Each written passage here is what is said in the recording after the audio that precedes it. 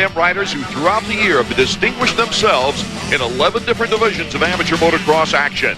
The 250 expert riders are at the gate, anxious to go.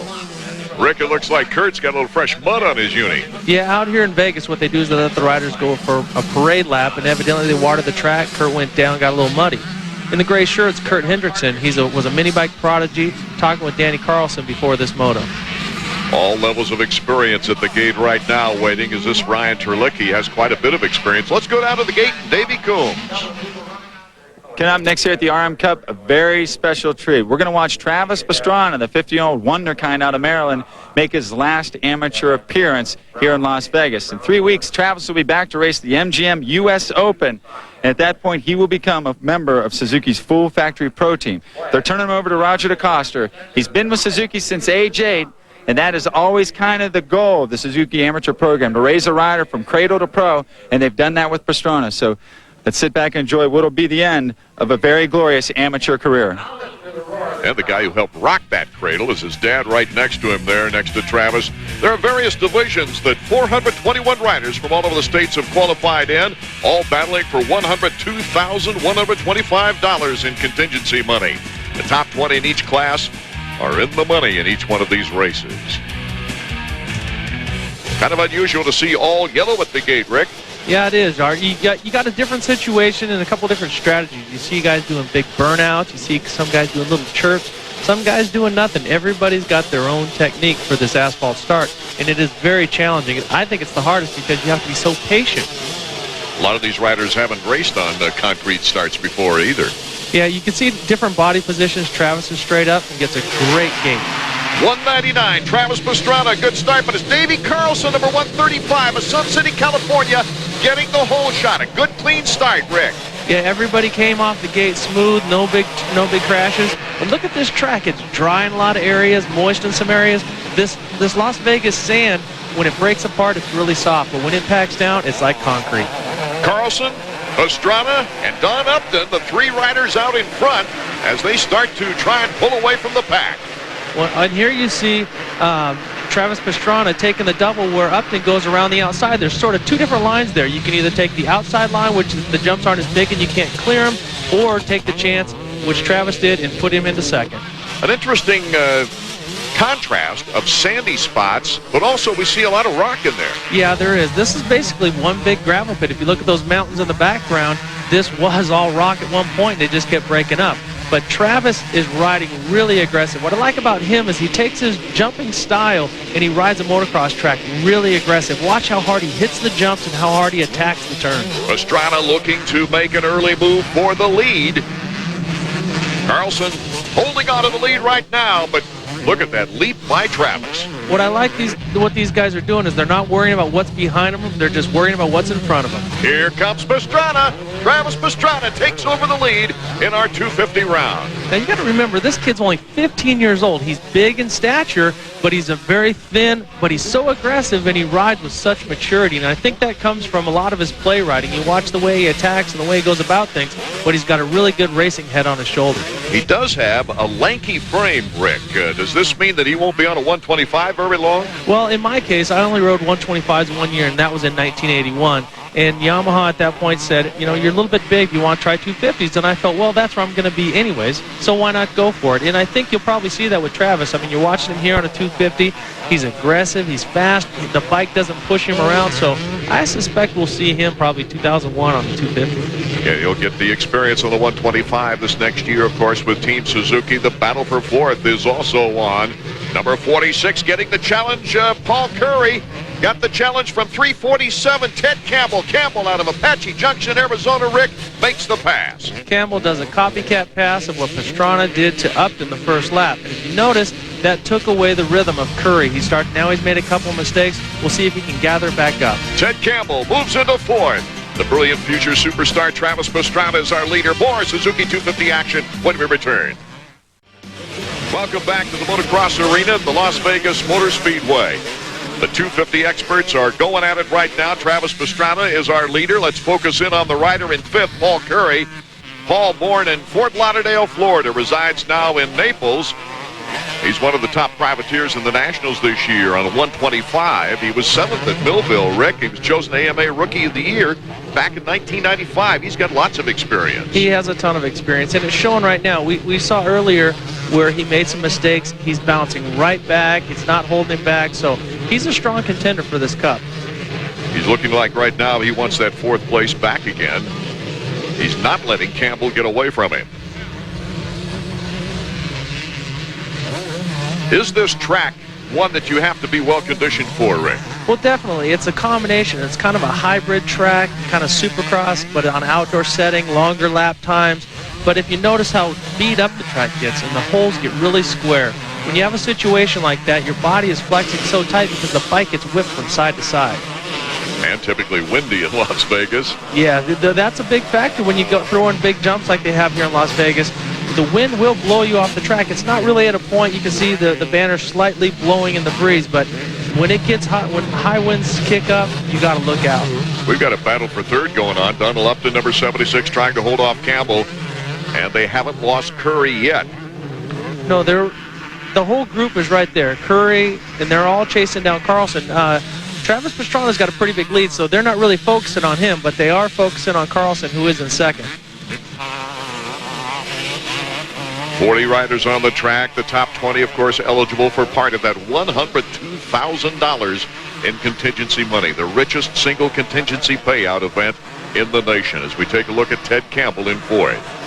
Well, Ted Campbell made that aggressive move on Curry earlier, but now Curry has bounced back and he's coming right after him. Still, he takes that outside line where he got past, but he seems to be making it work, and he's pulling in on Campbell a little bit. So it's Travis Pastrana, who's pretty well checked out on everybody, leading Carlson, Upton, Campbell, and Curry, the top 5 here in the 250 expert class.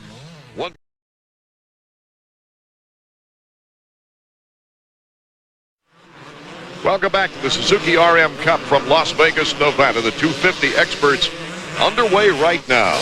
Travis Pastrana in 1st place. Let's take a good look at him because he has just checked out, moved away from everybody, Rick. Well, he's a tall, we were talking earlier about he's a tall, thin rider. You got to remember he's 15 years old, but he does remind me of a certain kid that I knew in El Cajon named Ronnie Lachine. That Yamaha did the same thing that Suzuki did. Raised him from 80s, take him on to 125s. And Ronnie did phenomenal. And Travis has a lot of the same style, real aggressive. We saw Paul Curry, number 46, passing Campbell, number 347, into 4th place. Let's check in with Davey Coombs, trackside. Well, so far, Team Suzuki, and I'm talking about the pro team, has got to be impressed with what Pastrana has shown him out here in Las Vegas. He's not actually a pro rider yet. He's only 15. You can't turn pro to your 16. But today he's out here beating some seasoned pro riders like Paul Curry, Ryan Terlecki, Donald Upton, Jerry Dostal, even Davey Yezik. Right now, 15-year-old Pastrana, the fastest pro rider on the track, and he's not even a pro. It's always interesting, Rick, when you see a rider graduate to the next level. Will he handle it mentally as well as physically? Well, you got to look at the things that Travis has gone through already. Some big injuries to his legs and to his back with the jump contest. And also, when he goes out and does those jump contests, he's got 3 or 4 minutes to show the world what he's got. So he's good with dealing with pressure. He's bounced back. He looks strong. And he really looks good on this 250 today. Very well-spoken lad as well. I mean, he can talk about this sport as well as he can ride. Oh, Curry now goes off the track. A big break for Campbell. Campbell moving into 4th place in that continual battle we've had race long for 4th.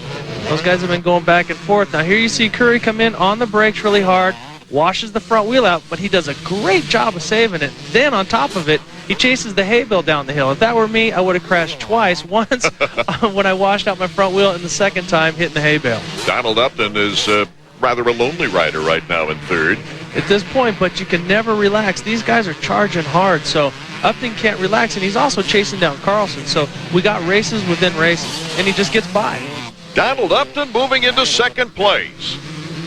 Carlson not wanting him to break away now. I don't know if Carlson's getting a little bit fatigued or if he's just relaxing a little bit at this point. But, oh, right there, Upton loses his seat and his side plate is hanging off. That is going to be a big factor in this Vegas track. Still quite a bit of time left in this 250 moto, and Upton is without a seat.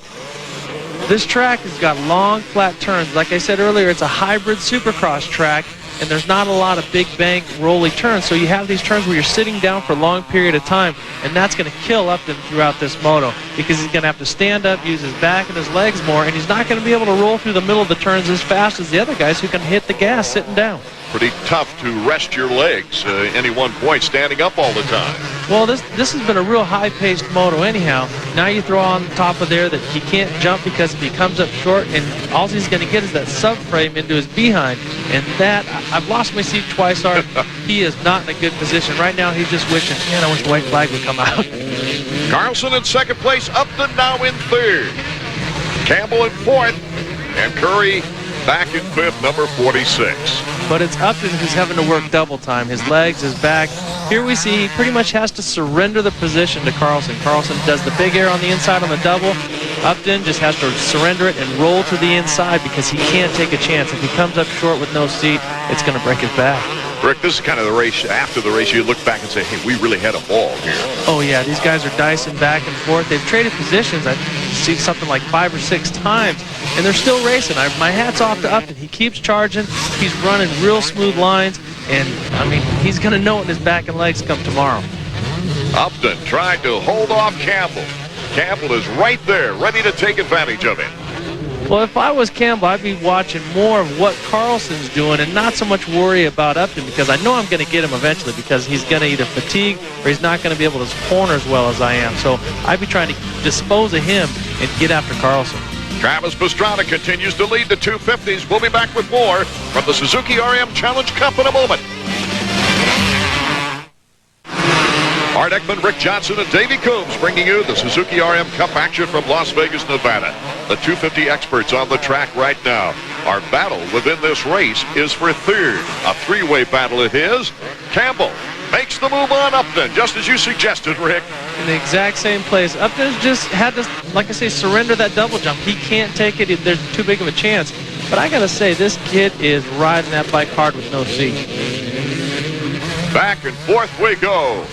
Upton trying to take it back. Ted Campbell currently in third, number 347.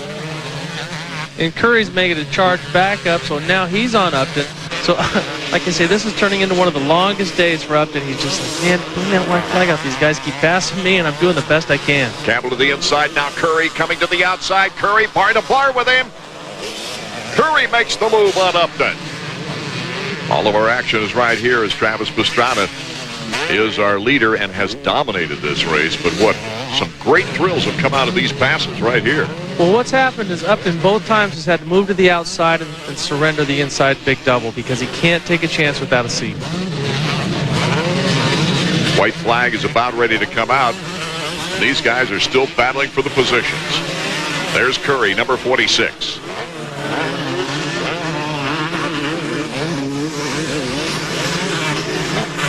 Curry to the outside, taking a lapper as he tries to pull up now on Campbell. The final lap underway, the heel clicker from Pastrana. Travis has been phenomenal today, Art. He's gone out, he made the passes early, he rode away from these guys, and he's having a good time. This is a great farewell to his amateur career. Even takes the time to wave to the camera. Well, you know, he thinks about the fans. I mean, obviously he does it in all the jump shows that he does, but he's out there thinking, I want to put on a show as well as win. His advisors are telling him this is where it's going to be in the future, on the track, not the jump. Definitely. If you compare the money that's made between Jeremy and the top jumpers, one's a lot bigger than the other. Taking a brief look at what Travis is most widely known for, his performance in San Francisco at the X Games. He put on a great show winning the event. From tricks and showy jumps to what his advisors tell him is where his future lies, competitive motocross here in Las Vegas. Travis Pastrana has put on a great show. Checking out on the rest of the field, number 199, approaching the checkered flag here at the RM Challenge Cup. Standing up, the checkers are out and waving. No hands for Travis Pastrana at the checkers. Pastrana winning the $2,000 for first place here. Pastrana looking back to see who follows. They're coming across the finish line. It's Danny Carlson in second place, followed by Campbell, Curry, Upton, Yezik, and Terlicki, a couple of veterans not making the top 5. Team Suzuki's Roger DeCoster has got to be anxious to see what this young rider can do in the 125s in the pro ranks next year. He is smooth, he's fast, he's with our Davey Coombs right now. Well, Travis, you are the fastest 250 pro rider out there, but from what I understand, you're not even a pro yet, are you? No, I'm not a pro. Get my pro license October 8th on my birthday. Turn pro at the U.S. Open, which is the 9th and 10th.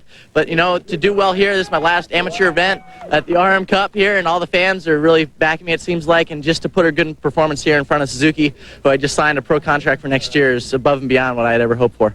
Tell us about the early part of the race. You lined up on the far inside, didn't quite get the jump, but you're right there. Yeah, I felt like I came off the start pretty good. I'm not really used to concrete starts, but, you know, I've been working really hard on them.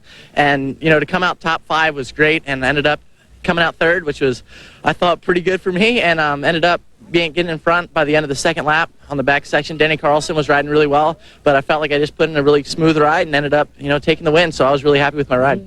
I know you've been with Suzuki since you were 8 years old. You basically have one more amateur race to go, the 125 class coming up. Got any little nostalgia, or is a good feeling for you? Well, it's definitely a good feeling to be here at the RM Cup. It's my last amateur event.